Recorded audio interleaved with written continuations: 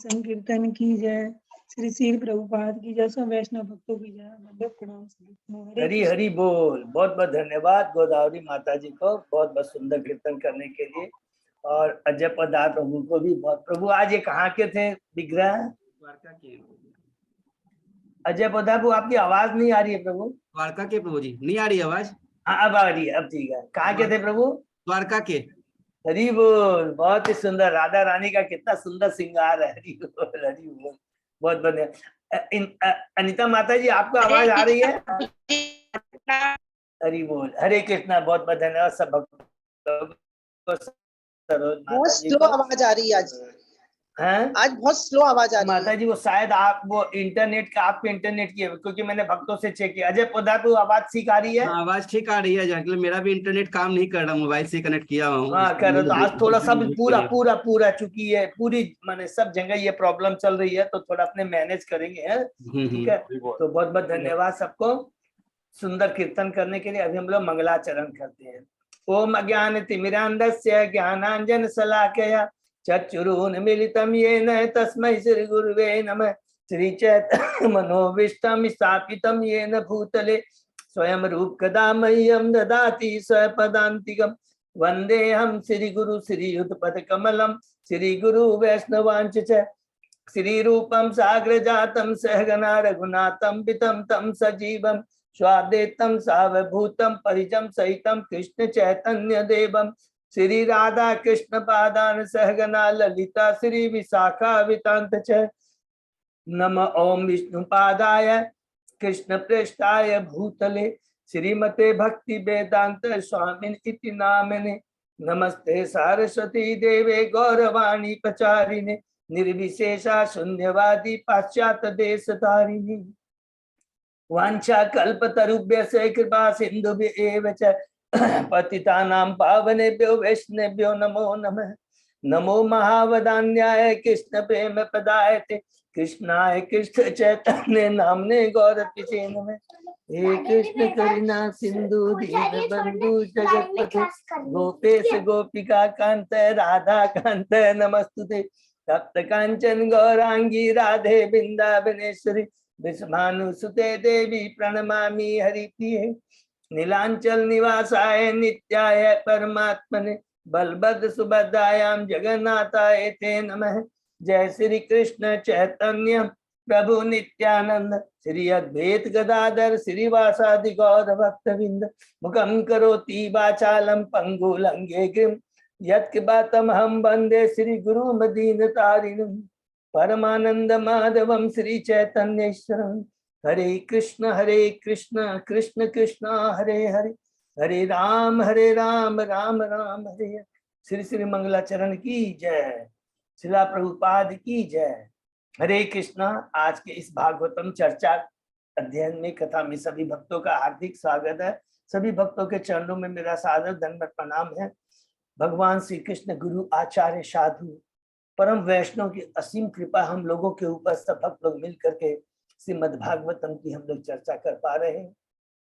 Canto 3 के last अध्याय 33 में है भगवान कपिल के कार्यकलाप, जिसमें देहूती माता भगवान कपिल के कार्यों को ग्लोरीफाई कर, दिव्य कार्यों को ग्लोरीफाई कर रही है, जो हमें दिव्य ज्ञान प्रदान करते हैं और हमारे में दिव्य परिवर्तन लाते हैं, हमारी चेतना में परिवर्तन लाते हैं, कलुषित चेतना से शुद्ध चेतना में हमको अग्रसर करते हैं।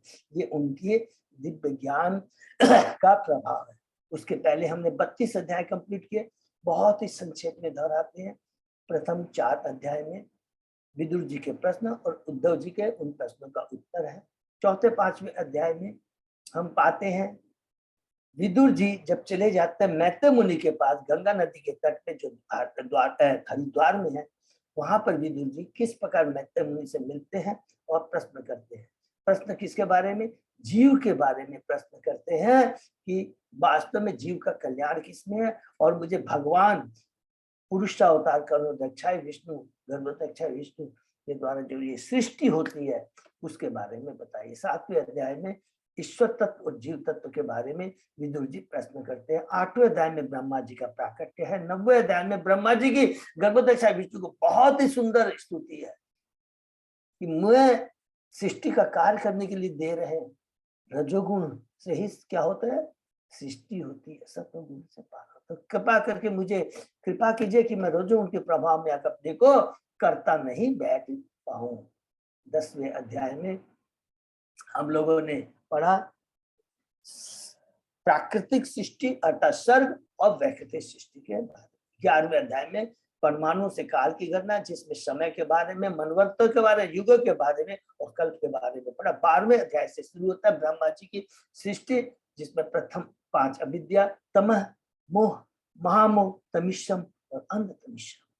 फिर उसके बाद में प्रथम पुत्र है उनके चतुष्कुमार, उसके बाद रुद्र, उसके बाद पुनः वो 10 संतानों को उत्पन्न करते हैं और अंत में एक कपल को उत्पन्न करते हैं जिनका नाम है स्वयंभू, मधु और शतरूपा। 13वें अध्याय में भगवान वराह का प्राकट्य है, जिसमें किस प्रकार वो श्वेत वराह के रूप में पृथ्वी का उद्धार करते हैं। और संक्षेप में हमने नील भरा, रक्त भरा, जिसमें हिरण्यकश्यप का वध करके कैसे तो उसे मुक्ति प्रदान करते हैं। 14वें अध्याय में कश्यप मुनि और दीति की लीला है कि किस प्रकार दीति संध्या समय गर्भ धारण करती है और उस संध्या समय गर्भ धारण करने के कारण उसके गर्भ में 2 अशुभ आते हैं और किस प्रकार कश्यप मुनि उसे आश्वासन देते हैं कि तुमने गलती के लिए पश्चाताप किया है, स्वयं भगवान अब तुम्हारे पुत्र का उद्धार करेंगे और प्रहलाद जैसा महान भक्त तुम्हारा पुत्र होगा।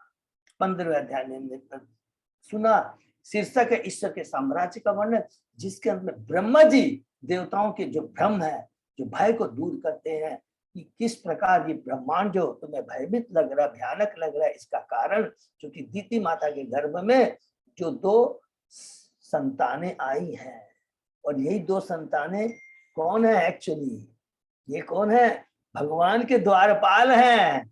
तो वो बताते हैं कि किस प्रकार चतुष कुमार बैकुंठ में गए थे, द्वारपालों से मिले, द्वारपाल उन्हें अंदर नहीं जाने देते हैं, क्रोधित होते हैं, अभिशाप देते हैं, और किस प्रकार भगवान स्वयं आकर के अपने द्वारपालों दासों की गलती के लिए क्षमा मांगते हैं। 16वें अध्याय में प्रवेश करते हैं, जिसमें शीर्षक है चतुष कुमारों द्वारा द्वारपालों का अभिशाप। उसमें भगवान कहते हैं कि ये जो लीला है ये मेरे द्वारा ही नियोजित थी। इस 17-18 3 अध्याय में हिरण्याक्ष और बड़ा भगवान की लीला है। 17वें अध्याय में हिरण्याक्ष का किस प्रकार ब्रह्मा ने उत्पात बनाता है। 18वें अध्याय में उसका भगवान के संग किस तरह युद्ध होता है। दिव्य युद्ध है ये, दिव्य, जिसमें भगवान दिव्य रस का आनंद ले रहे हैं। और 19 अध्याय में ब्रह्मा जी की प्रार्थना करने पर भगवान उसका वध कर देते हैं। ब्रह्मा जी कहते हैं अरे संध्या का समय हो रहा है, संध्या समय असुरी तत्व की शक्तियां बढ़ जाती है, तुरंत उसे मार दीजिए। एक एक चीज में लीला है और दिव्य ज्ञान है हम बज्जीवों के। 20वें अध्याय में फिर वही सर्ग विसर्ग का वर्णन है। 21 से 24 अध्याय में माता देवहूति और कर्दम मुनि का बहुत दिव्य गृहस्थ जीवन है, उसमें वर्णन है। 21वें अध्याय में स्वयंभू मनु और कर्दम मुनि का संवाद है कि किस प्रकार भगवान कर्दम मुनि की प्रार्थना करने पर उन प्रकट होते हैं और उन्हें आश्वासन देते, विश्वास दिलाते हैं कि तुम्हारी दिव्य इच्छा है एक गुणवती पत्नी पाने की, वो अवश्य पूरी होगी। स्वयंभू मुनि अपनी पत्नी और पुत्री को लेकर के आते हैं और किस प्रकार स्वयंभू मुनि कर्दम मुनि को किस प्रकार कर्दम मुनि स्वयंभू मुनि का सम्मान करते हैं। 22वें अध्याय में माता देवहूति और कर्दम मुनि का परिणय है कि उसके अंदर में स्वयंभू मुनि किस प्रकार कर्दम मुनि को ग्लोरीफाई करते हैं, उनसे प्रार्थना करते हैं कि मेरी पुत्री को ग्रहण कीजिए। कर्दम मुनि राजी हो जाते हैं और शंभु वापस चले जाते हैं। 23वें अध्याय में शीर्षक है माता देवहूति का शोक। कितना सुंदर, किस प्रकार वो तन मन धन से अपने पति की सेवा करती है, एक महान भक्त की सेवा करती है और उसे प्रसन्न करती है। और कर्दम मुनि प्रसन्न होकर कहते हैं तुम्हें भगवत प्रसाद दूंगा, लेकिन उसके पहले कहती है मुझे माँ बनने का सौभाग्य प्रदान करो। 9 पुत्रियां होती है उनके, जिनका हमने आगे पढ़ा, जिनका ब्याह ब्रह्मा जी के 9 पुत्रों से होता है। और अंत में वो कहती है जब कर्दम मुनि घर छोड़ के जाने लग जाते हैं तो कहते हैं देखिए कोई भी भक्त परम भक्त का विरह बर्दाश्त नहीं कर सकता है, जो कि अभी हमने 33वें अध्याय में पढ़ा कि देवहूति माता रोती, शोक करने लगती। क्यों? इसलिए कि पुत्र से विरह हो रहा, नहीं, एक महान भक्त स्वयं भगवान से विरह हो रहा। ये सबसे बड़ा दुख है, यही हमारे सबसे बड़े कहते हैं कि दुख का कारण है कि भगवान भक्तों से अगर अलग होना, यही सबसे बड़ा जीवन में दुख है। और कोई भी भौतिक चीज आई गई है तो टेम्परेरी है, भगवान और भगवान भक्तों का संग ही सबसे बड़ा दिव्य प्राप्ति है, दिव्य सुख है, दिव्य आनंद है, दिव्य लक्ष्य है। तो कहती है कि अभी तक तो मैंने अपने भौतिक भोग को ही भोगा है, मेरी अज्ञानता को दूर करिए, संशय को दूर करिए। 25वें अध्याय में 24 अध्याय में प्रवेश करते हैं। उसके अंदर में कर्दम मुनि शीर्षक है कर्दम मुनि का वैराग्य। उसके अंदर में कर्दम मुनि कहते हैं शंभ भगवान कपिल पुत्र के रूप में आएंगे और तुम्हारी सारी अज्ञानता और संशय को अपनी ज्ञान की तलवार से काट देंगे। ब्रह्मा जी भी आते यही आश्वासन देते हैं। फिर कर्दम मुनि भगवान के पास जाते हैं जो उनके पुत्र के रूप में आए हैं, कहते हैं आपकी असीम कृपा है कि आप हमारे पुत्र के रूप में। भगवान उत्तर में कहते हैं भगवान कपिल ये तो मैंने वचन दिया था और एक दिव्य उद्देश्य को लेकर के भौतिक जगत में आया हूं। ये याद रखिए, मैंने वचन दिया था वो तो ठीक है, लेकिन इसके पीछे जो दिव्य उद्देश्य क्या है, देवहूति माता के माध्यम से अब बद्ध जीवों को ज्ञान प्रदान करना। और उसमें 7 प्रश्न और 7 तंत्रों का उत्तर हम पाते, ये मेन चीज है। उसके बाद में हम लोग प्रवेश करते हैं 25वें अध्याय में। 24 अध्याय में इस प्रकार भगवान कर्दम मुनि भगवान से आज्ञा लेकर के घर छोड़ करके जंगल जाते हैं, भगवान की भक्ति करके भगवान के धाम को जाते। 25वें अध्याय में शीर्षक है भक्ति योग की महिमा। देवहूति माता का प्रथम प्रश्न है, मैं और मेरा की कलुषित भावना से मुक्त कीजिए। भगवान इसका सोल्यूशन बताते हैं, चेतना का शुद्ध करना है। चेतना एकमात्र भगवान की भक्ति से, भगवान की भक्ति भक्त स्वरूप सिद्ध व्यक्तियों के संगति से हो सकती है। तो दूसरा प्रश्न कि किस तरह की भक्ति करनी चाहिए, दिव्य भक्ति करनी चाहिए, तीव्र भक्ति करनी चाहिए, भाव भक्ति करनी चाहिए। वो क्या है? स्वतः ही अपने आप स्फुरित होती है। साधना में भी हम लोग क्या कर रहे हैं, मन इधर उधर भटक रहा है, भौतिक आसक्ति बनी हुई है। लेकिन जैसे ही भाव भक्ति स्तर पर पहुंचते हैं, हर चीज, हर चिंता, सारी इंद्रियां कृष्ण में ही संबंधित रहती है। भौतिक चीजों पर कोई आसक्ति नहीं रह जाती है। उसके बाद में 26वें अध्याय में प्रकृति के मूलभूत सिद्धांत शीर्षक है, जिसमें ईश्वर तत्व, जीव तत्व और प्रकृति के बारे में हमने डिटेल में पढ़ा। प्रकृति के बारे में बहुत डिटेल में पढ़ा, क्योंकि सेम हमने 4थे और 5वें अध्याय में पढ़ा था। 27 बाद में प्रकृति का ज्ञान, इसमें हमने किसके बारे में पढ़ा? इस जीव तत्व के बारे में पढ़ा। जीव क्या है? सच्चिदानंद है, भगवान का अंश है। अद्वैतवाद अर्थात गुणों में जीव और भगवान से अभिन्न है। द्वैतवाद की यस, लेकिन मात्रा में अलग अलग है। लेकिन मायावादी क्या बोलता है? केवल अद्वैतवाद को मानते कि जीव और भगवान में कोई अंतर, सब एक ही है। ये दोनों में फर्क है, ये याद रखेंगे, ठीक है ना। और कहते हैं वो सूर्य के समान है जीव, कभी भी कलुषित नहीं होता। गटर में, भौतिक जगत रूपी गटर में आकर के कीचड़ में फंस जाने के कारण वो अपनी जो सच्चिदानंद स्वरूप को क्या है, वो ढक जाता है। क्या है? खाली ढक जाता है, नष्ट नहीं होता। ये बहुत इंपॉर्टेंट चीज है। तो इसलिए उसमें ये कहते हैं कि ये जो आकर्षण है, दूसरा प्रश्न करती है, ये जो आकर्षण क्या ये शाश्वत है? बिल्कुल नहीं।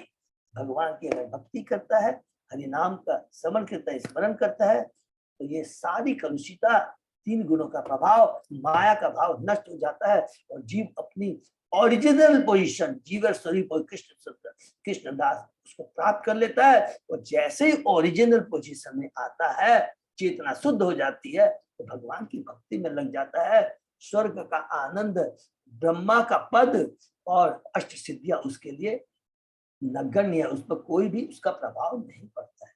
28वें अध्याय में पढ़ते हैं भक्ति साधना के लिए भगवान कपिल के आदेश, जिसमें अष्ट सिद्धियों के बारे में हमने पढ़ा कि किस प्रकार जीव यम, नियम, आसन, प्राणायाम, प्रत्याहार करके इंद्रियों को इंद्रिय विषय से हटाता है। उसके बाद में वो परमात्मा जो हृदय में विराजमान है, 8 इंची के हैं, हमने पढ़ा चतुर्भुज रूप में है। कैंटो 2 के दूसरे अध्याय में हमने पढ़ा था, उसका ध्यान करता है। और फिर धीरे धीरे भगवान के एक एक अंग का ध्यान करने से उसमें भक्ति स्फुरित हो जाती है और भगवान की भक्ति में लग जाता है। फिर वो क्या है, भगवान के धाम को प्राप्त करने के लिए कैपेबल हो जाता है, क्वालिफाइड हो जाता है। 29 अध्याय में प्रवेश करते हैं। 3 और प्रश्न देवहूति माता के। शीर्षक है भक्ति की व्याख्या, डिटेल में व्याख्या। भक्ति को डिटेल में बताइए, काल के बारे में बताइए और जन्म मृत्यु के इस चक्र के बारे में बताइए। तो भक्ति को डिटेल में बताते हैं कि निर्गुण भक्ति करनी चाहिए, हमें सत्वगुणी, रजोगुणी, तमोगुणी से ऊपर आना चाहिए।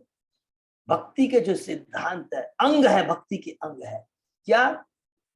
जो नियत कर्म है, ब्राह्मण क्षत्रिय, उसको करना चाहिए। गुरु के आदेश में भक्ति करनी चाहिए और उसके बाद में हमें दीनों पर दया करनी चाहिए। ये है डिटेल में भक्ति की व्याख्या। और उसके बाद में भक्ति में कोई अपराध न हो जाए, सब जीव भगवान के अंश है, सब जीवों के हृदय में परमात्मा के विराज, इसका ध्यान रखना चाहिए। लेकिन कहते हैं ठीक है, ये मैंने कहा, लेकिन चेतना के अनुसार जीवों के प्रति हमारा व्यवहार होना चाहिए। पेड़ पौधे से लेकर जिसकी पूर्ण विकसित चेतना है, परम जो वैष्णव है, उत्तम जो भक्त है, उनके बारे में हमने पढ़ा कि कैसे कैसे उनके प्रति ट्रीटमेंट होना चाहिए। फिर काल के बारे में पढ़ा डिटेल में कि काल भगवान की शक्ति है। नंबर 1 पढ़ा, जितने भी भौतिक जगत में जो भी घटनाएं हो रही है, जो भी संबंध है, सब काल से बंधे हुए हैं। काल कुछ भी हमने जो कुछ अर्जन किया है, जो भी संबंध बनाया है, जो उपाधि प्राप्त किया है, इस समय के अनुसार सब नष्ट हो जाता है। केवल एक ही चीज रह जाती है, भगवान की भक्ति, वो साथ में जाती है। ये हमने पढ़ा 29 अध्याय में। 30वें अध्याय में आते हैं विपरीत कर्मों का वर्णन, जिसके अंदर में बहुत ही हमारी चेतना को झकझोरा है। कपिल भगवान ने क्या कहते हैं कि जीव भौतिक जगत में आता है, 3 गुणों के प्रभाव से भूल जाता है कि वह कौन है, उसका भगवान से क्या संबंध है। केवल यह नहीं जानता कि एक क्षण मृत्यु, एक क्षण काल उसके मृत्यु को हरता है। भौतिक भोग में लग जाता है, बहुत सारे संबंध बनाता है, पति पत्नी पुत्र समाज इंटरनेशनल से उसके उपाधियां प्राप्त करता है, लेकिन समय आने पर सब नष्ट हो जाती है। मृत्यु को प्राप्त होता है, सिपाही यमराज के आते हैं, घसीट के ले जाते हैं, कुत्ते काटते हैं, कुकर्मों को याद दिलाते, अंत में नरक में जा करके यातनाएं भोगता है। उसने यातना शरीर उसको मिलती है, और अपने कुकर्मों के अनुसार जिसने विशेष बताया है कि अवैध संग, बहुत बचपन में हाईलाइट किया कपिल भगवान ने, वो सबसे ज्यादा घिनौना है जो हमें पशु योनि प्रदान करता है। इस प्रकार 84 लाख योनियों को करने के बाद फिर एक मनुष्य जीवन प्राप्त होता है। फिर क्या होता है मनुष्य जीवन प्राप्त करके? ये 31वें अध्याय में हमने पढ़ा कि जीवों की गतियों का वर्णन, ये शीर्षक है। किस प्रकार माँ के गर्भ में आता है, 1 दिन 2 दिन 1 सप्ताह 1 महीना 2 महीना 3 महीना 4 महीना 5 7वें महीने में चेतना आती है, भगवान का स्मरण करता है कि मुझे जल्दी से यहाँ से निकालो, तुम्हारे विस्मरण के चलते मेरी ये दशा हुई है। जैसे ही मैं निकलूंगा मैं तुम्हारी सेवा करूंगा, पूजा करूंगा, जिससे इस भौतिक जगत में वापस नहीं आना। जैसे ही माँ के गर्भ से बाहर निकलता है, अपनी सारी प्रॉमिस शर्तों को भूल जाता है। उसी प्रकार 3 गुणों के प्रभाव में आकर करके भौतिक कर्मों में लग जाता है, और अंत में कहते हैं कि लेकिन जो भगवान का भक्त होता है वो कृष्ण को केंद्र में रख के ही कार्य करता है। और कहते हैं कि इस भौतिक जगत में रहते हुए कैसे विचरण करना चाहिए, बहुत इंपॉर्टेंट पॉइंट है। 3 चीज का है। अपने स्वरूप का ज्ञान, जो वो कैसे होगा? चेतना को, जो कलुषित चेतना को हरिनाम के जप से सब तरह से उससे शुद्ध करना है। उसके बाद में दूसरा बताते हैं कि भौतिक आसक्ति से विरक्त जब हो जाते हैं, भगवान की आध्यात्मिक दृष्टि से कार्य करते हुए अपने लक्ष्य का ध्यान होना चाहिए। ये बहुत इंपॉर्टेंट। लक्ष्य क्या है? कि हमें भगवान के धाम जाकर, अब भगवान के धाम न बोल के बोलेंगे हम अपने धाम में जाके, क्योंकि हम भगवान के अंश, भगवान के पुत्र हैं। अरे भगवान की जो संपत्ति उसमें हमारा भी तो शेयर है। हमेशा पुत्र का पिता की संपत्ति में उसका लीगल राइट होता है, इसको नोट कर लें। तो हमारा भी लीगल राइट है गोलोक धाम जाने का, क्योंकि हम तो गोलोक धाम के हैं। केवल अपनी कलुषित चेतना के तरह भोगने के लिए, प्रोपाइटरशिप करने के लिए भौतिक जगत में है। तो अपने लक्ष्य को ध्यान में रखते हुए हमें ये जीवन यापन करना चाहिए, और उसको ध्यान में रखेंगे तो भौतिक जगत में रहते भी हम मुक्त पुरुष कहलाएंगे। अतः बार बार कहते हैं कि मनुष्य योनि बहुत दुर्लभ है, कंजूसी नहीं करना चाहिए, इसका सदुपयोग करना चाहिए। 32वें अध्याय में प्रवेश करते हैं, बहुत ही सुंदर है। स्थिरता का कर्म बंधन, जिसमें भगवान कपिल गृह मेदी के बारे में बताते हैं कि किस प्रकार वो केवल अपने भौतिक सुख के लिए प्रयास करता है, आर्थिक डेवलपमेंट के लिए प्रयत्न करता है। और प्रहलाद महाराज के प्रभुपाद जी श्लोक में याद दिलाते हैं कि पुनः चर्वित चर्वणा नाम, अरे जिसमें सुख नहीं है, जिसमें वो गन्ना का रस है, जिसको गन्ना है, जिसको रसन में डाल डाल के सारा रस निकाल दिया गया, कुछ रस नहीं है, फिर भी उसी को चबाते हैं, उसमें कोई आनंद नहीं है, उसके बारे में बताते हैं। और कहते हैं कि तुम भौतिक कर्म करके, पूजाओं का, पितरों का, देवताओं की पूजा करके क्या प्राप्त कर लोगे? हो सकता है ब्रह्म लोक तक चले जाओ, लेकिन याद रखेंगे ब्रह्मा जैसे देवता, सनत कुमार जैसे ऋषि मुनि तथा मरीचि जैसे ऋषि को भी इस भौतिक जगत में वापस आना पड़ता है, अगर वो भगवान की भक्ति नहीं करते हैं। और कहते हैं इसलिए भगवान की भक्ति उत्तम है। और अंत में एक इंपॉर्टेंट बात कहते हैं कि भगवान कपिल, जो लोग भगवान से ईर्ष्या करते हैं, उनको जो दुराचारी है कभी भी उनको भक्ति के बारे में नहीं बताना चाहिए। और अंत में कहते हैं जो मेरी श्रद्धा के संग भक्ति करता है, भक्ति पूर्वक मेरा ध्यान करता है, मेरे विषय में सुनता है, उसका कीर्तन करता है, वह 100% मेरे धाम को वापस आता है। ये कर्म बंधन समाप्त होता है। और फिर 33वें अध्याय में हम लोग प्रवेश करते हैं। लास्ट अध्याय है भगवान कपिल के कार्यकलाप, जिसमें देहूती माता कहती है, कितना बढ़िया ग्लोरिफिकेशन, कहला क्या कहती है, ब्रह्मा जी का आपसे प्रकट हुआ आपकी नाभि से, उसको भी आप दर्शन नहीं देते हैं जब देवता आपके पास जाते हैं। फिर लेकिन मेरे ऊपर कितनी बड़ी कृपा है कि स्वयं मेरे पुत्र के रूप में आप एक तो पहला गुरु। तो इसमें हमें क्या तत्व ज्ञान कि भक्ति से ही भगवान अपने को प्रकट करते हैं।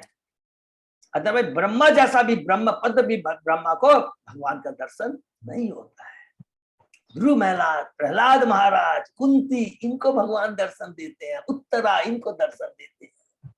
दूसरा बोलते हैं कि ये भौतिक जगत आप इसलिए बनाते हैं क्योंकि हम चाहते हैं भौतिक भोग, इसके लिए भगवान आपने ये भौतिक जगत बनाया, अपने मन से नहीं बनाया। तीसरी बात कहते हैं कि आपके चरण कर इतने महान है जिसका आनंद ले लिए स्वयं आप एक छोटे से शिशु के रूप में आकर के उसका आपके इतने चरण महान है। बोलते हैं कि भगवान के चरणों के प्रति आकर्षण क्यों है? क्योंकि भगवान के चरण दिव्य है, जिसमें दिव्य आनंद है, और उस आनंद को स्वयं भगवान चखना चाहते हैं। कितनी बड़ी बात है। फिर कहते हैं भगवान के चरण दिव्य और भगवान भौतिक जगत में आते हैं, अच्छा हम भोगना चाहते हैं तो ऐसे हमको छोड़ नहीं देते अनाथ के मुंह। जिस प्रकार माँ, बच्चा होता है बीमार है, माँ कहती तेरे को 4 डिग्री बुखार है, बरसात में मत भीग। बच्चा जिद्दी करता है, बरसात में भीग जाता है, तो माँ को दुख रहता है, दाई को भेज देती है साथ में कि देख इसका ख्याल रखना, जिद्दी करना। उसी प्रकार भगवान हम जिद्दी करके आते हैं तो भगवान परमात्मा के रूप में हमारे हृदय में सदैव विराजमान रहते हैं। गुरु को भेजते हैं कि हमारा उद्धार कैसे हो जाए। उसके बाद में कहते हैं हरि नाम, लास्ट कहती है देवती माता, बहुत ही पावर, जो हरि नाम का जप करता है उसको ये जो सुअवसर मिला है ना, ऐसे नहीं मिला है। उसने सारे तप किए होते रहता है, सारे हवन किए हुए रहता है, सारे सदाचार प्राप्त किए रहता है, सारे तीर्थ स्थानों का दर्शन किए हुए रहता है, सारे वेदों का अध्ययन किए हुए रहता है। देखिए कितनी बड़ी बात है। हरि नाम का जप करने से इस स्वतः ही सब कुछ हो जाता है। फिर अंत में देवती माता कहती है कि मुझे विश्वास है कपिल नाम से सब आप भगवान विष्णु पर ब्रह्म है। सारे ऋषि मुनि इंद्रिय मन से विक्षोभ से मुक्त होकर आपका ही चिंतन करते हैं, क्योंकि आपकी ही कृपा से मनुष्य भवबंधन से छूट सकता है और इसके अलावा कोई दूसरा उपाय नहीं है।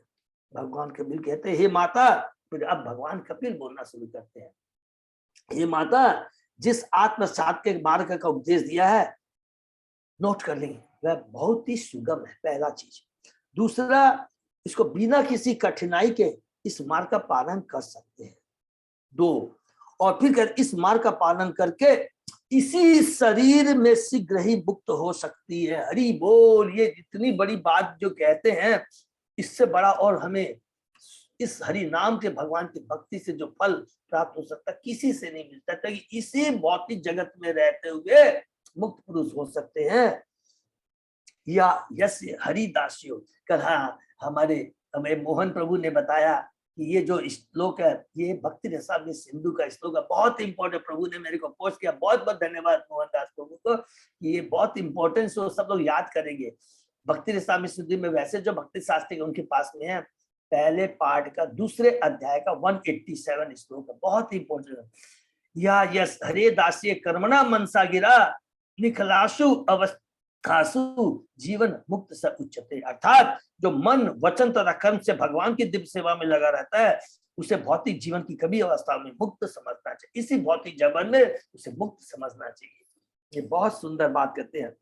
और अगर आप फिर कहते हैं, अगर आप इस आत्मचार के मार्ग पर सम्यक रीति से चलेंगी तो आप समस्त भयावह भौतिक कलमश से मुक्त हो जाएगी। और अंत में मेरे पास मुनि कहते हैं, इस प्रकार अपनी ममतामयी माता को उपदेश देकर ममतामयी माता माने कहीं भौतिक आसक्ति नहीं, परम भक्त है, इसलिए कहा ममतामयी माता को उपदेश देकर उसने आज्ञा प्राप्त करके अपना लक्ष्य पूरा जानने के कारण जैसा भगवान कृष्ण ने किया, उन्होंने अपना घर छोड़ दिया। कि भगवान जब आते हैं किसी उद्देश्य को लेते हैं, जब उद्देश्य पूरा हो जाता है, हमने पढ़ा था कि द्वारका में किस प्रकार भगवान इस भौतिक जगत से चले जाते हैं। बहुत सुंदर है ये यहाँ पर शिक्षा है कि किस भगवान आते हैं, उपदेश देते हैं और चले जाते हैं।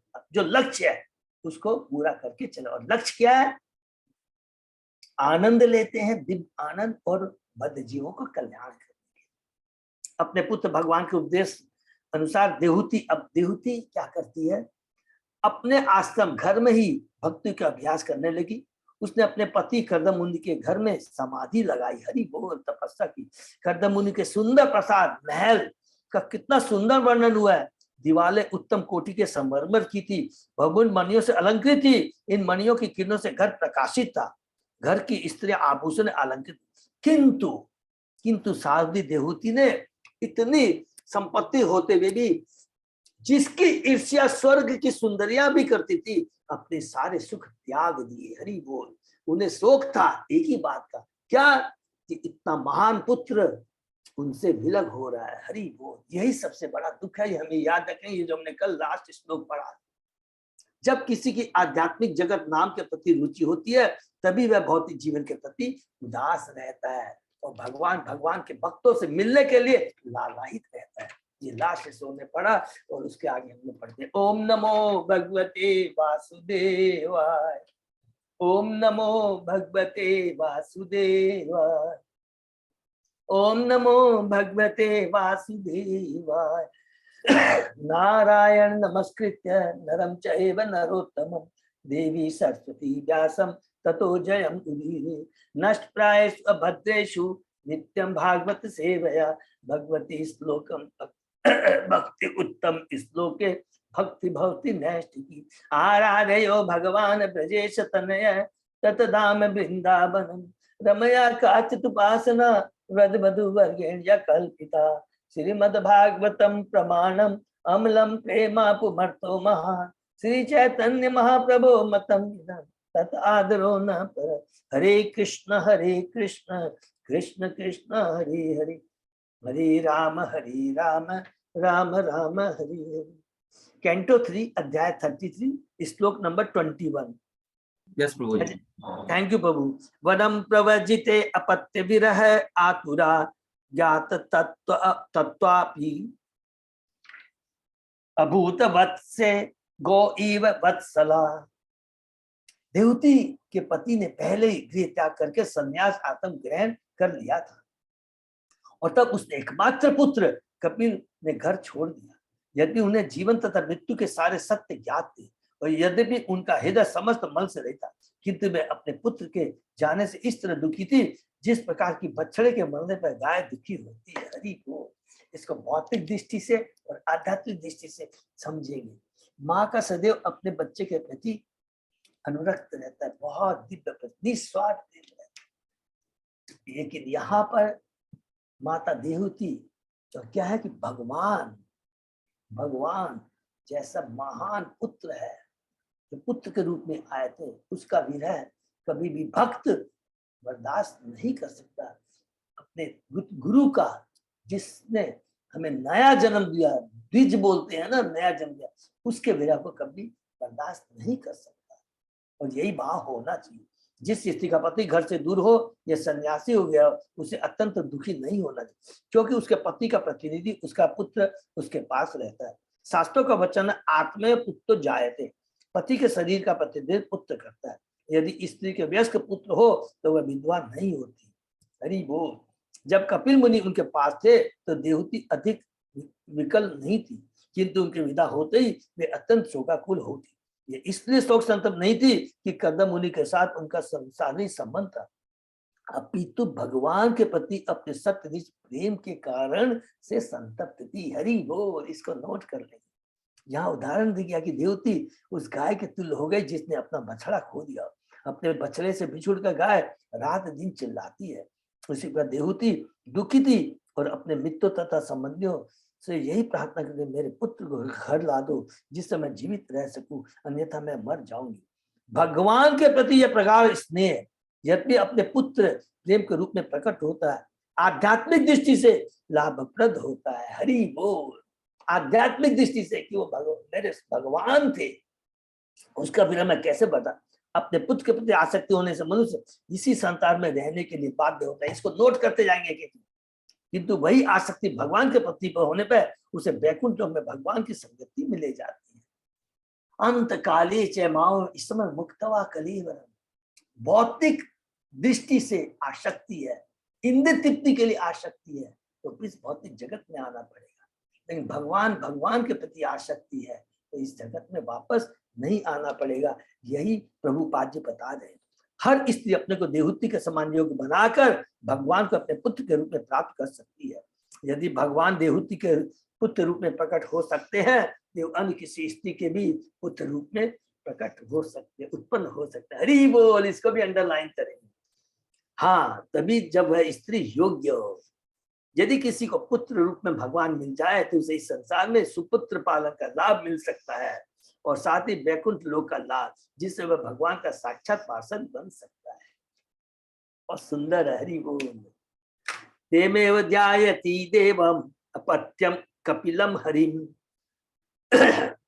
बभुवा चिरतो अत्वत्स निस्पृया तादृशे गृहे।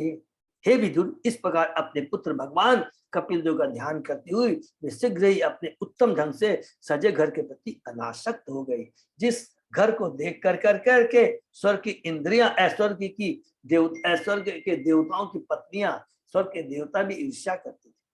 यहाँ पर आध्यात्मिक उदाहरण प्राप्त है कि किस तरह कोई कृष्ण भक्ति द्वारा अपनी आध्यात्मिक उन्नति कर सकता है। कपिल देव कृष्ण है और वे देवहूति के पुत्र रूप में प्रकट हुए। कपिल देव के गृह त्याग के बाद देवहूति उनके विचार में मग्न थी। देखिए, और इस तरह वे सदा कृष्ण भावना मित्र थी, उनके विचार में मग्न थी। किसके विचार में? भगवान कपिल के विचार।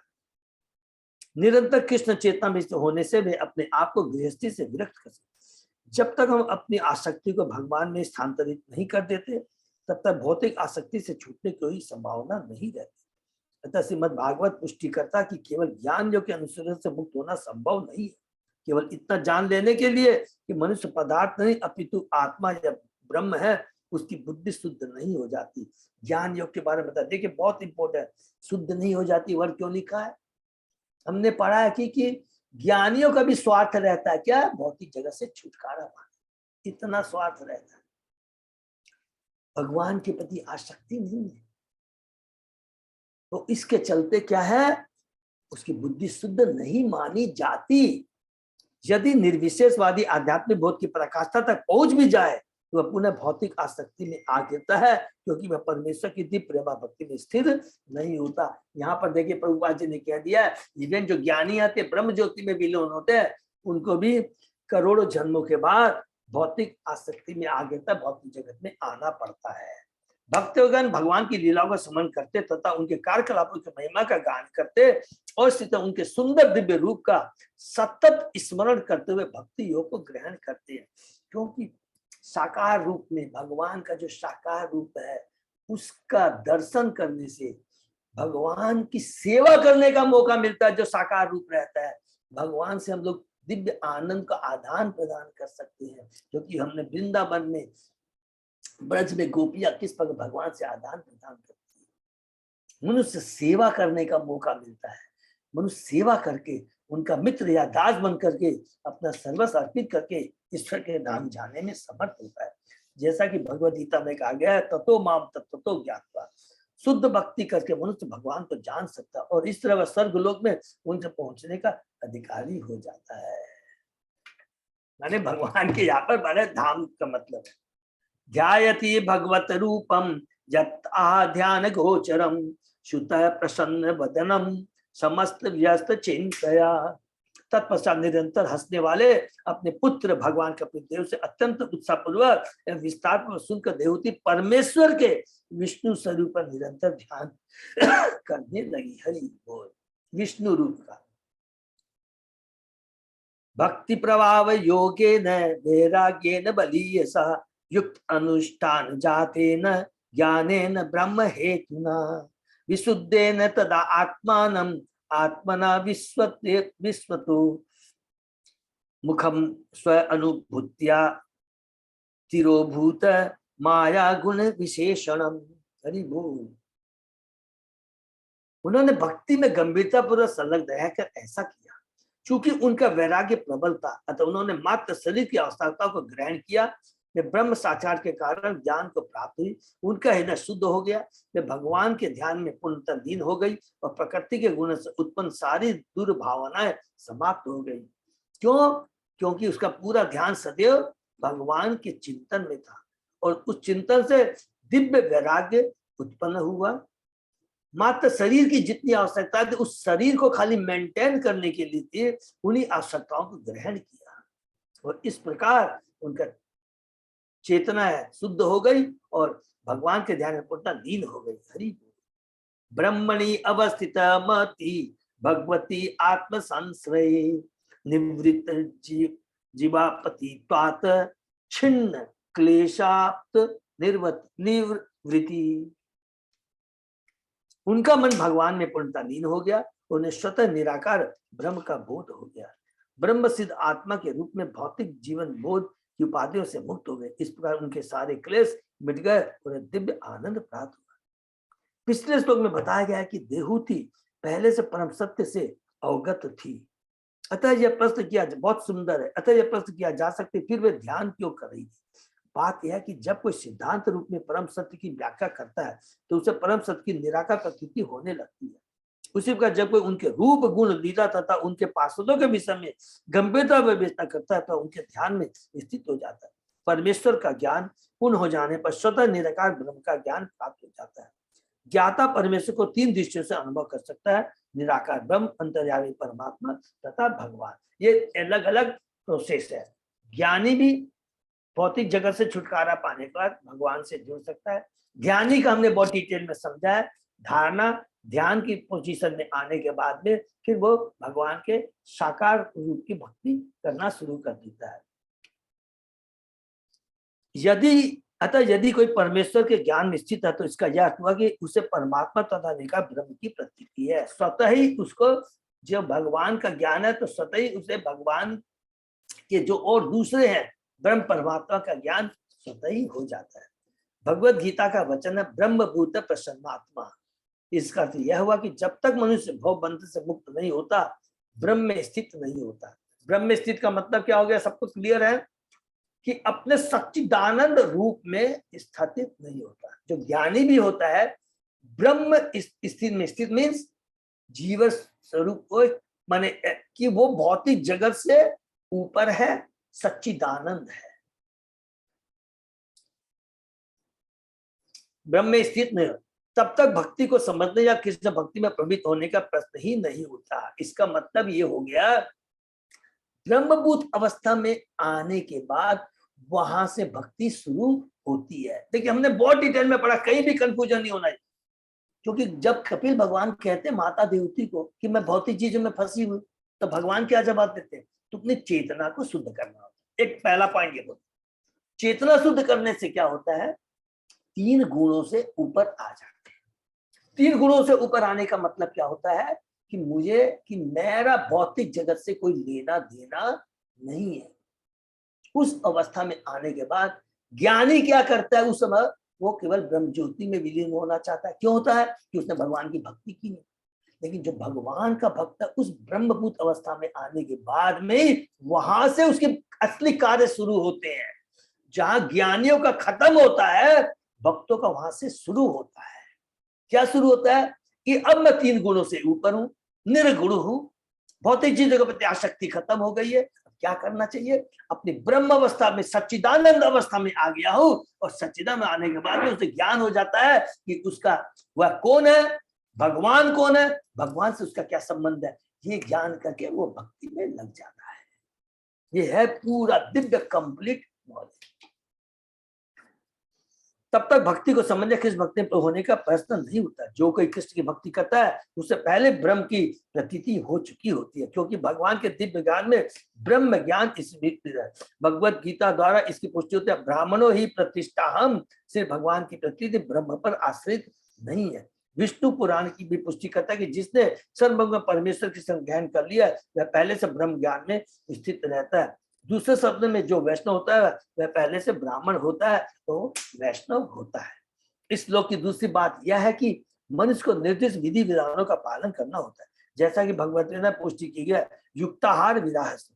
जब कोई कृष्ण की भक्ति प्रवृत्त होता है तब भी उसे खाना, सोना, रक्षा करना, महसूस करना होता है, क्योंकि ये जीवन की आवश्यकता है। लेकिन कंडीशन कृष्ण को केंद्र में रख करके जो कुछ भी खाना है भगवान को भोग लगा के खाना है।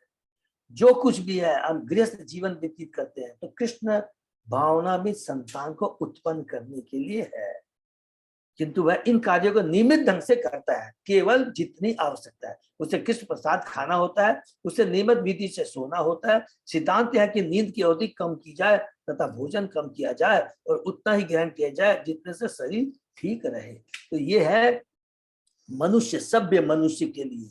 कुत्ते बिल्ली की तरह अगर होगा तो गृह मेदी होगा और वो 2 पांव का पशु कहलाएगा।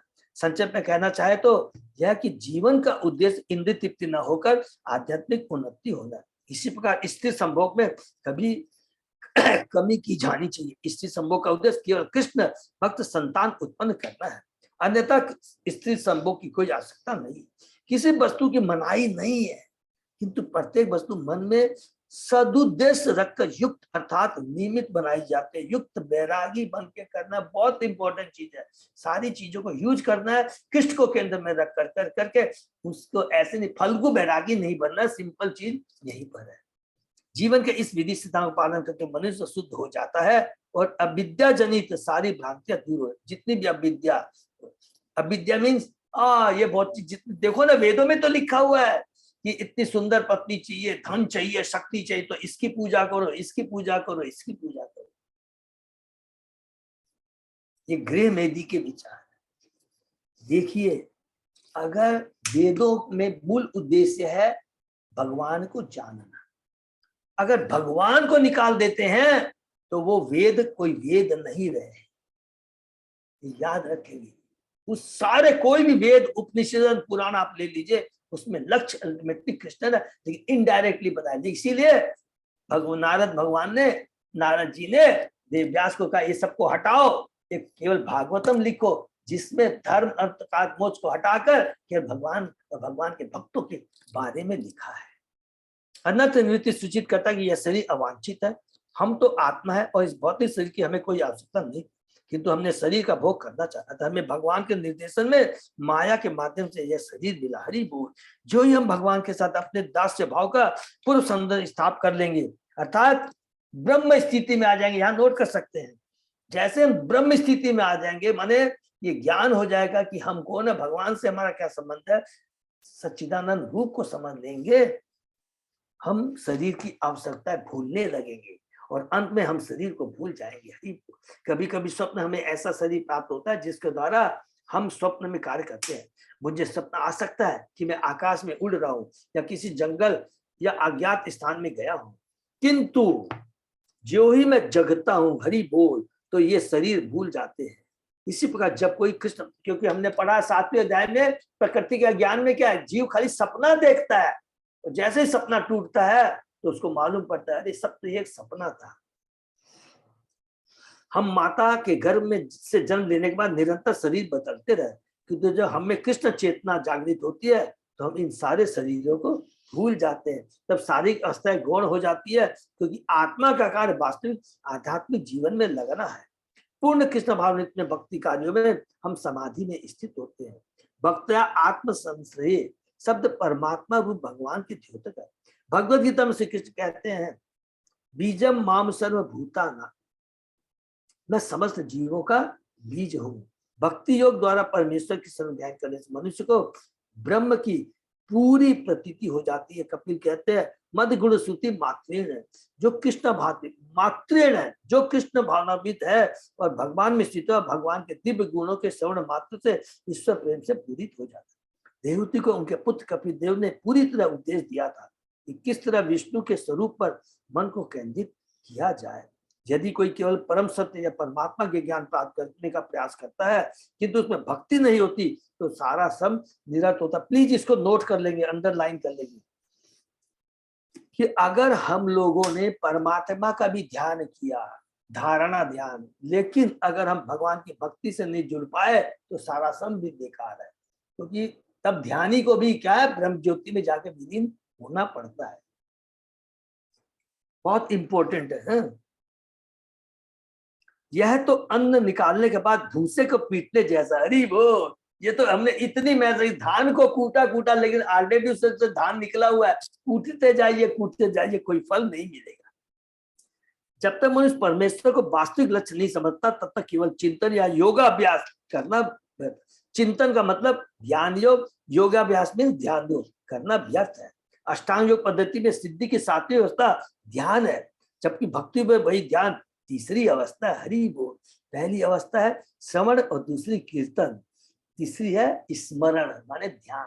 हरि बोल। अर्थात यम नियम आसन प्राणायाम प्रत्याहार धारणा समाधि। लेकिन भक्ति में क्या है, सबसे पहले हियरिंग, जितना अच्छा हियरिंग होगा उतना अच्छा कीर्तन होगा, भगवान का ग्लोरिफिकेशन होगा, और जितना अच्छा ग्लोरिफिकेशन होगा उतना भगवान का स्मरण होगा।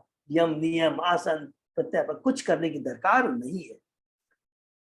अतः भक्ति करने से मनुष्य स्वयं पटु ज्ञानी तथा पटु योगी हो जाता। परम ज्ञानी, ज्ञान योग, ध्यान योग सब उसके अंदर स्थित है। दूसरे शब्दों में ज्ञान तथा योग भक्ति की विभिन्न प्रारंभिक अवस्थाएं हैं। अर्थात भक्ति योग में बार बार रिपीट करते सब कुछ जुड़ा हुआ है। ज्ञान योग ध्यान योग पूरा चेक कर लीजिए। और कपिल भगवान ने कह दिया जो भगवान की भक्ति में जुड़ता है उसने सारी तपस्याएं कर रखी है, सारा वेदों का अध्ययन कर रखा है, सारे तीर्थ स्थानों का दर्शन कर रखा है, सारे फिर लिखा है सदाचार उसने पालन कर रखे हैं, जितने भी लिखा है कि सभ्य मनुष्य के कार्य है सब कुछ उसके अंदर आ जाते हैं। देवती सार ग्रहण करने में पटु थी। देखिए कितनी बड़ी बात है। कृष्ण भक्त हो बड़ो चतुर, देवती सार ग्रहण करने में पटु थी। उन्होंने पत्र कपिल देव द्वारा उपदिष्ट विधि से विष्णु स्वरूप का ध्यान किया, साथ ही वे भगवत स्वरूप कपिल देव का भी चिंतन करे तथा उन्होंने अपनी तपस्या तथा दिव्य साक्षात्कार को पूरा कर लिया। हरि बोल। कितना डिटेल में यहाँ प्रभुपाद जी तात्पर्य में बताया कि देवहूति साधारण तो भगवान की परम भक्त है और किस प्रकार उसने भगवान की भक्ति करके अनाशक्ति, इतने बड़ा घर था, इतना सुसज्जित घर था, सबको त्याग दिया। अपने आप ये चीज आती है, कोई अलग से प्रयास करने की दरकार नहीं होती। नित्य आरूढ़ समाधित्वात् परावृत गुण भ्रमा न ससमार तदात्मानम स्वप्ने दृष्टम इव उत्थित। नित्य समाधि में स्थित होने तब प्रकृति के गुण से उत्पन्न भ्रम से मुक्त होने के कारण उन्हें अपना शरीर वैसे ही भूल गया जिस तरह मनुष्य को सपने अपने विविध शरीर भूल जाते हैं। हरि बोल। एक महान वैष्णव का कहना कि जिसे अपने शरीर की शुद्धि नहीं रहती वह संसार से बद्ध नहीं है। जब तक हमें अपने शरीर की शुद्धि रहती है तब तक वह समझना चाहिए कि हम प्रकृति के 3 गुणों से बद्ध हैं। यह विस्मृति तभी संभव है जब हम अपने इंद्रियों को भगवान की दिव्य प्रेमा भक्ति में लगा। इसको अंडरलाइन करने, भगवान की भक्ति में इतनी शक्ति है। इंद्रियों को एक बार भगवान की सेवा में लगा दीजिए, सब कुछ भूल जाएंगे। क्योंकि हमने पढ़ा है कि जब कोई भी इंद्रियां, मन, कुछ भी हो भगवान की सेवा में लगती है तो वो भौतिक नहीं होकर के दिव्य हो जाती है। और जब दिव्य हो जाती है तो आसक्ति खत्म हो जाती है। सिंपल चीज है। भौतिक चीजों के प्रति आसक्ति खत्म हो जाती है, दिव्य शक्ति के प्रति आसक्ति बढ़ जाती है। बद्ध अवस्था में मनुष्य अपनी इंद्रिया परिवार के शरीर या समाज अथवा देश के सदस्य के रूप में लगाता है, किंतु जब वह ऐसी भौतिक सदस्यत्व को भूल करके यह अनुभव करता है कि यह भगवान का नित्य दास है, वही संसार की वास्तविक विस्मृति है। यह विस्मृति भगवान की सेवा करने पर ही उत्पन्न होती है। तब भक्त अपने परिवार, समाज, देश, मानव आदि के लिए इंद्रिय तृप्ति हेतु कोई कार्य नहीं करता, वह केवल भगवान कृष्ण के लिए कार्य करता है। यही पूर्ण कृष्ण चेतना भक्ति है। भक्त दिव्य सुख में लीन रहता है अतः उसे भौतिक क्लेशों का कोई अनुभव नहीं होता। ये भी बहुत इंपॉर्टेंट बात है। देखिए ये वर्ड लिखा है, अनुभव नहीं होता। ऐसा नहीं कि भौतिक जगत में हमने भक्ति में लगे तो कष्ट नहीं आएंगे, कष्ट आएंगे, लेकिन उसका अनुभव नहीं होगा। ये भगवान, ये दिव्य भक्ति की कृपा है। कष्ट सहने की शक्ति मिल जाती है। क्यों शक्ति मिल जाती है? क्योंकि उसको दिव्य ज्ञान है। भौतिक जगत दुखालय है, अशाश्वत है, टेम्परेरी है। लेकिन जो मैं कार्य कर रहा हूं वो भगवान की परम भक्त, वो भक्ति है जो हमें इन कष्टों से उबार दे। भक्तों के अनुसार भगवान का स्मरण ही समाधि है। यदि कोई निरंतर समाधि में रहता है तो उस पर प्रकृति के गुणों का आक्रमण नहीं होता। हरि बोल। तो बार बार बचा रहता है। जो ही कोई 3 गुणों के कलमश से मुक्त हो जाता है, उसे एक शरीर से दूसरे शरीर में अनंतर करने के लिए जन्म नहीं लेना पड़ता। हरि बोल। तद्देह परतः पोषो अपि अकृश चादि असंभवात् बभो मले अवक्षन्न सधूम इव पावक। उनके शरीर की देखभाल उनके पति कदम द्वारा उत्पन्न अप्सराओं द्वारा की जा रही थी। और चूंकि उस समय उन्हें किसी प्रकार की मानसिक चिंता न थी, अतः उनका शरीर दुर्बल नहीं हुआ। वे धुआं से घिरी हुई अग्नि के समान प्रतीत हो रही थी। क्योंकि वह समाधि में दिव्य आनंद का अनुभव करती थी, अतः भगवान का विचार सदैव उसके मन में स्थिर था। वे दुर्बल नहीं हुई, क्योंकि उनकी देखभाल स्वर्ग की सुंदरियों द्वारा की जा रही थी, जिन्हें कर्दम मुनि ने उत्पन्न किया था। आयुर्वेद के अनुसार यदि कोई चिंता मुक्त रहे तो वह मोटा हो जाता है। देवहूति कृष्ण भक्ति में स्थित होने के कारण सारी चिंताओं से मुक्त थी, अतः उनका शरीर दुर्बल नहीं हुआ। संन्यास आश्रम में किसी दास या दासी से सेवा कराने का विधान नहीं, किंतु देवहूति की सेवा स्वर्ग सुंदरिया कर रही थी। यह आध्यात्मिक जीवन विचारधारा के प्रतिकूल लग सकता है, किंतु जिस प्रकार धुएं से घिरी हुई होने पर भी अग्नि सुंदर लगती है, उसी वह देवहूति अत्यंत शुद्ध दिख रही थी। अद्यपि ऐसा लग रहा था कि विलास में जीवन बिता रही है। हरि बोल। ये बहुत इंपॉर्टेंट चीज है, उसकी कोई आसक्ति नहीं है। श्वांग तपोमयम मुक्त केशव गतंबरम देवगुप्तम न बुद्धे वासुदेव प्रविष्ट दी। भगवान के विचार में सदैव लीन रहने के कारण उन्हें इसकी सुधि भी नहीं रही कि उसके बाल बिखर गए हैं और उनके वस्त्र यस्तव्यस्त हो गए। इस श्लोक में देवगुप्तम सब अत्यंत महत्वपूर्ण है। इसका अर्थ भगवान द्वारा रक्षित। एक बार भगवान की शरण ग्रहण कर लेने पर यही भक्त के शरीर का पालन करता है। ये हमने पहले भी पढ़ा था। और इसकी रक्षा करने के लिए किसी प्रकार की चिंता नहीं रह जाती। श्रीमद् भागवत के 2 स्कंद के 2 अध्याय में कहा गया है कि पूर्ण शरणागत व्यक्ति को अपने शरीर के पालन की परवाह नहीं होती। परमेश्वर असंख्य प्रकार के जीवों का पालन करते हैं, तो जो उनकी सेवा में संलग्न है वह आरक्षित नहीं रह सकता। अतः स्वाभाविक है कि देवहूति को अपने शरीर की स्फूर्त बुद्ध रहती, उसकी रक्षा तो परम पुरुष कर रहे थे। भगवान चींटी से लेकर ब्रह्मा तक में जितने जीव हैं उनके लिए सारी आवश्यकताएं स्वयं बना दी है। ये तो हम बद्ध जीव हैं जो कि अपनी अनियमित तृप्ति, इंद्रिय तृप्ति के कारण हम ज्यादा से ज्यादा अर्जित करना चाहते हैं, भोग करना चाहते हैं और इकोनॉमिक डिसबैलेंस क्रिएट करते हैं। एवं सा कपिलोक्तेन मार्गेण अचिरत परम आत्मानं ब्रह्म निर्वाणम भगवंतम अवापह। हे विदुर, कपिल द्वारा बताए गए नियमों का पालन करते देवहूति शीघ्र ही भव बंधन से मुक्त हो गई और बिना कठिनाई के परमात्मा स्वरूप भगवान को प्राप्त हुई। हरि बोल। इस प्रसंग में देवहूति की उपलब्धि को बताने वाला 3 शब्द प्रयुक्त है, आत्मानम, ब्रह्म निर्वाणम तथा भगवंतम। वे परम सत्य की खोज की क्रमिक विधि को बताते हैं, जिसे भगवंतम कहा जाता है। भगवान विविध वैकुंठ लोक में वास करते हैं। निर्वाण का अर्थ है संसार के कलेशों का संबंध। जब कोई वैकुंठ को जाता है तो सारे कलंशों से स्वतः मुक्त हो जाता है। यही ब्रह्म निर्वाण है। वैदिक शास्त्र के अनुसार निर्वाण का अर्थ है भौतिक जीवन का अंत। आत्मानम का अर्थ है हृदय के भीतर परमात्मा का साक्षात्कार। अंततः परम सिद्धि तो भगवान का साक्षात्कार, साकार रूप का साक्षात्कार है। यह समझ लेना चाहिए कि देवती उस लोक में प्रविष्ट है जिसे कपिल वैकुंठ कहते हैं। वैकुंठ लोकों की असंख्य संख्या अनंत है, जो हमने पढ़ा है। कृष्ण लोक एक ही है, लेकिन वैकुंठ असंख्य है। जिनमें विष्णु के अंशों का प्राधान्य रहता है, जैसा कि ब्रह्म संहिता से ज्ञात होता है। अद्वैतम अच्युतम अनादि अनंत रूपम, अनंत का अर्थ असंख्य, भगवान के दिव्य स्वरूप के असंख्य विस्तार अंश होते हैं और अपनी 4 भुजाओं में विभिन्न चिन्हों को धारण करने के कारण वे नारायण, प्रद्युम्न, अनिरुद्ध, वासुदेव आदि कहलाते हैं। बैकुंठ में असंख्य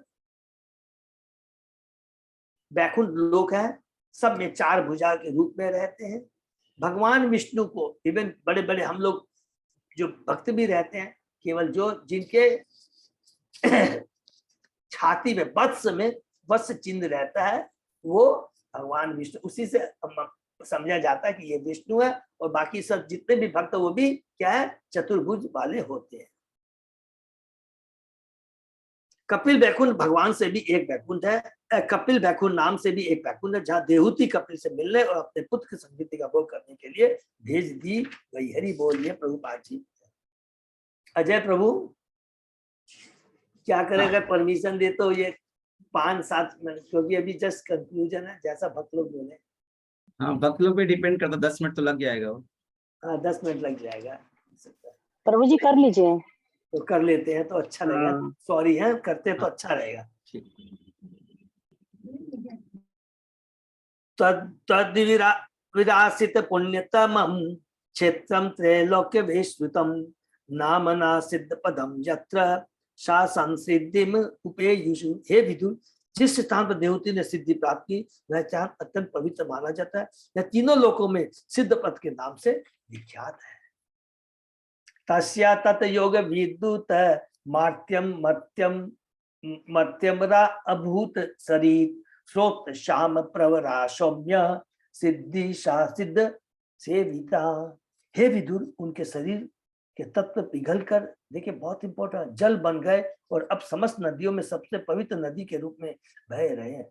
जो भी इस नदी में स्नान करता है उसे सिद्धि प्राप्त होती है, अतः इस सिद्धि से इच्छुक लोग उसमें स्नान करते हैं। मन को उनका शरीर पिघल कर करके नदी बन गई। हरि बोल। कपिलो अपि महायोगी भगवान पितु आश्रमात् मातरम समनु ज्ञाप्य प्रागुदीचम दिश ययो। हे विदुर, महामुनि भगवान कपिल अपनी माता की आज्ञा से अपने पिता का आश्रम छोड़कर उत्तर पूर्व दिशा की ओर चले गए। सबको मालूम पड़ गया होगा कहाँ चले गए, गंगा सागर की। सिद्धचारण गंधर्व मुनि बीच अप्सरो गणे स्तूयमान समुद्रेण दत्ताहरण निकेतन। जब वे उत्तर दिशा की ओर जा रहे थे तो चारणों गंधर्वों मुनियों तथा अप्सराओं ने उनकी प्रार्थना की और सब प्रकार से उनका सम्मान किया। समुद्र ने उनका पूजन किया और रहने के लिए स्थान किया। कहा जाता कि कपूर मुनि पहले हिमालय की ओर गए और वहां गंगा के उद्गम की खोज की। फिर वे गंगा के मुहाने पर समुद्र में आए, जिसे आजकल बंगाल की खाड़ी कहते हैं। हरि बोल। सागर ने उन्हें रहने के लिए स्थान दिया, जिसे आज भी गंगा सागर कहते हैं।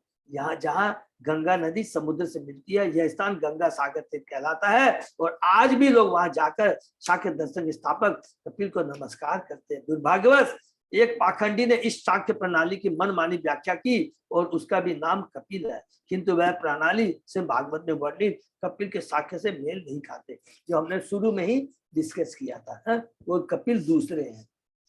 क्या है वो? अभक्त माने हैं। आसते योगम समास्थाय शाक्य आचार्य अभिस्तुत त्रयाणाम अपि लोकानाम उपशांतये समाहिता। आज भी कपिल मुनि तीनों लोकों के बद्ध जीव के उद्धार हेतु वहां समाधिष्ठ है। इसको नोट कर लेंगे। ये देखिए भागवतम बोल रहा है कि आज भी गंगा सागर में भगवान कपिल वहां पर हैं और शाक्य दर्शन के समस्त आचार्य उनकी पूजा करते हैं। एतत् निगदितं तात यत् पृष्ठो अहम त्वानघ कपिलस्य च संवादो देवहूत्या च पावन। हे पुत्र, तुम्हारे पूछे जाना मैंने तुम्हें बताया। कौन बोल रहे हैं? अब मैत्रेय मुनि किसको बोले? विदुर को। हे पाप रहित कपिल देवता उनकी माता के वितान तथा उनके कार्यकलाप समस्त वार्ताओं में शुद्धतम है। यह इदम अनु श्रृणोति ये अभिदते कपिल मुने मतम आत्मयोग गुह्यम भगवती कृतदी सुपर्ण के तो उपलब्धि भगवत पद अरविंदनम। कपिल देव तथा उनकी माता के आचरणों का विवरण अत्यंत गोपनीय है, और जो भी इस वृत्तांत को सुनता या पढ़ता है वह गरुड़ ध्वज भगवान का भक्त बन जाता है और बाद में उनकी दिव्य प्रेमा भक्ति में प्रवीण होने के लिए भगवत धाम में प्रवेश करता है। प्लीज इसको नोट कर लेंगे कि आचरणों का विवरण अत्यंत गोपनीय है। गोपनीय है क्योंकि इसमें दिव्य ज्ञान समाहित है। माता देवती का आचरण, भगवान कभी अपने आचरण से क्या क्या चीज सिखाते हैं, और उसका जो दिव्य जो ज्ञान भगवान प्रदान करते हैं। देव माता जी ने जो प्रश्न किए और कपिल भगवान ने जिस तरह उसका उत्तर दिया है, उसको अगर हम जीवन में उतारते हैं तो पूरा तत्व ज्ञान, वो मैं वर्ड यूज कर, पूरा तत्व ज्ञान समझ में आ जाएगा, और उसके अनुसार हम भक्ति में लग जाएंगे और भक्ति कर कर करके अपने दिव्य लक्ष्य को प्राप्त कर सकेंगे। कपिल तथा उनकी माता देवती का वृत्तांत इतना पूर्ण तथा दिव्य है कि यदि कोई इसे केवल सुनता या पढ़ता है तो उसे जीवन की सर्वोच्च सिद्धि प्राप्त होती है। सर्वोच्च सिद्धि क्या है?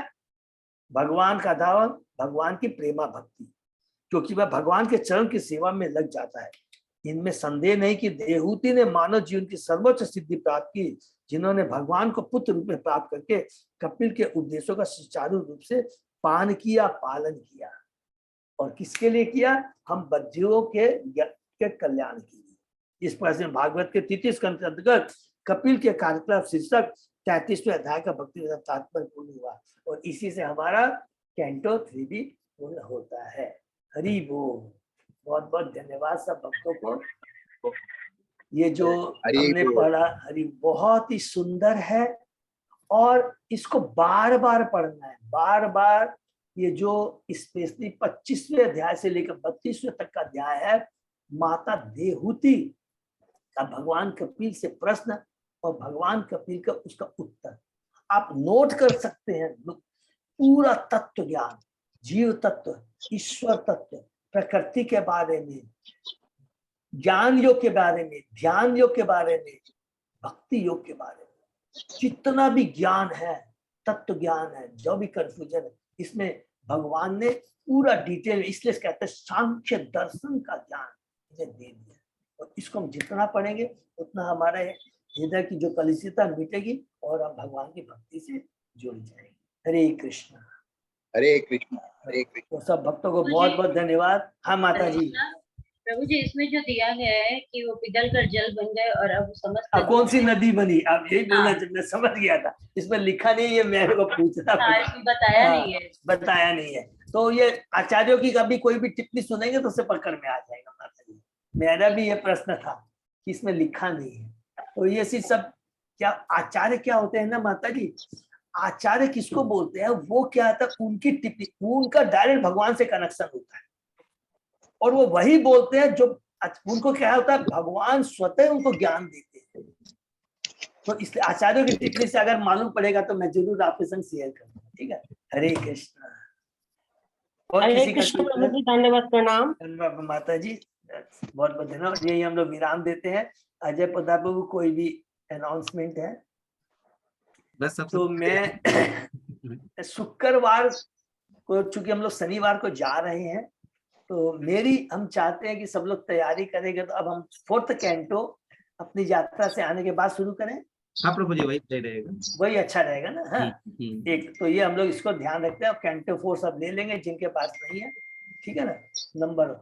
और कैंटो 3 हम लोग ने पूरा डिटेल में पढ़ा है, और मेरे को विश्वास है कि सबको पूरा एक अध्याय से लेकर पूरा 33 सबको याद हो गया होगा। क्योंकि इसमें क्या कहीं नहीं होगा। फिर भी अगर किसी का कंफ्यूजन है, जब भी मौका है तो हम लोग आपस में डिस्कस जरूर करेंगे, क्योंकि लोग चर्चा करें, हम ज्ञान के लिए नहीं कर रहे हैं, हम आपस में अपने प्योरिफिकेशन के लिए कर रहे हैं। ये हमेशा याद रखेंगे।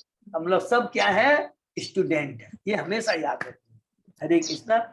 और यात्रा के लिए एक ध्यान रखेंगे, कल एक मैसेज आया है कि अपने जो जगन्नाथ रूप, 1 मिनट और उससे ज्यादा नहीं, अपने जगन्नाथ रूप में जो जा रहे हैं यात्रा में 10 तारीख को कितने लोग सुबह चल जाएंगे अर्थात, और कितने लोग शाम की गाड़ी पूर्वा एक्सप्रेस से जा रहे हैं। वो इसलिए बोल रहे हैं कि एक तो हमको रूम को जो छोड़ना है वो, और एक प्रसादम की जो पैकेट प्रसादम लगेगा। 2 और तीसरा गाड़ी की व्यवस्था करनी पड़ेगी ना स्टेशन जाने की। तो मेरे को नहीं लगता अजय प्रताप प्रभु अपने सब भक्तों सब शाम की गाड़ी से आ रहे हैं क्या? नहीं, बहुत जन सुबह भी है, जैसे वीरेंद्र गोविंद का प्रभु है या कुछ एक है, सुबह भी आएंगे, निकलेंगे। सीमा माता जी तो रफली अंदाज में कितना बोल दूं? आउट ऑफ 45 डिवोटीज की मेरे पास लिस्ट है। नहीं तो एक बार क्लियर कर लेता हूँ मैं आज। आप प्लीज थोड़ा देखेंगे तो खाली मेरे उसी आप ग्रुप में आप डायरेक्ट पोस्ट कर सकते हैं कि फ्रॉम जगन्नाथ। हम लोग 8 जन भी निकल जाएंगे सुबह निकल जाए। हरि बोल। तो इसका मतलब मेरे आप लोग ख्याल एक्सटेंड किए थे ना माता जी के दूसरे दिन निकलेंगे 11 तारीख को, चेंज कर नहीं प्रभु जी, फ्लाइट का टिकट बहुत महंगा है। हरि बोल। बिल्कुल सही बात है, बहुत महंगी है, बहुत महंगी है टिकट, इसलिए नहीं किए दूसरे दिन, तो उसी दिन आ जाएंगे। तो उसी दिन निकल जाएंगे। तो अजय प्रताप माता जी आप आपके ग्रुप का जितना भी सुबह निकलने का आप मेरे को काउंटिंग दे दीजिए और मैं बाद बाकी से पूछ करके जो इसको आज अपडेट कर लेता हूँ ना अभी। प्लीज दे दीजिए, क्योंकि बहुत रिपीटेड रिमाइंडर आ रहे हैं। ये बहुत बड़ी सेवा भी है, क्योंकि राधापति बंसीधारी प्रभु, ब्रज कुमार प्रभु सब, और उसके बाद में जो हावड़ा के जो राजेश बंसल जिनकी सेवा है ट्रांसपोर्टेशन की बस की, तो बार बार मेरे को बोल रहे सदम के बारे नहीं बता रहे। तो सभी भक्तों से रिक्वेस्ट है अजय प्रताप प्रभु को बता देंगे और एक लाइन में पोस्ट कर देंगे तो सारी प्लानिंग हो जाएगी, नंबर 1। और लास्ट में बता रहा हूँ कि जो भी हमारा पोस्ट होता है सब लोग अजय प्रताप प्रभु ने सबको जोड़ दिया, कनेक्ट कर दिया, सब लोग बहुत अच्छे से उसको पढ़ेंगे और देख लेंगे, कोई कंफ्यूजन नहीं है, क्योंकि कोई इंफॉर्मेशन नहीं रहेगी तो प्रॉब्लम है। तो प्लीज उसको अच्छे से पढ़ेंगे जब तक हमारी यात्रा कंप्लीट नहीं हो सकती है। Hare Krishna, wish you all the best. हम लोग सब एक दूसरे के लिए प्रार्थना करेंगे हमारी यात्रा अच्छे से संपन्न। हरे कृष्ण। के बाद हम लोग मिलते हैं। हरे कृष्णा प्रभु जी, हरे कृष्ण। हरे कृष्णा प्रभु जी। भक्तों को धन्यवाद। आज का क्लास ये विराम देते हैं, फिर हम लोग यात्रा से आने के बाद क्लास को स्टार्ट करेंगे, जैसा होगा वैसा इन्फॉर्मेशन दे देंगे। हरि बोल, हरि बोल।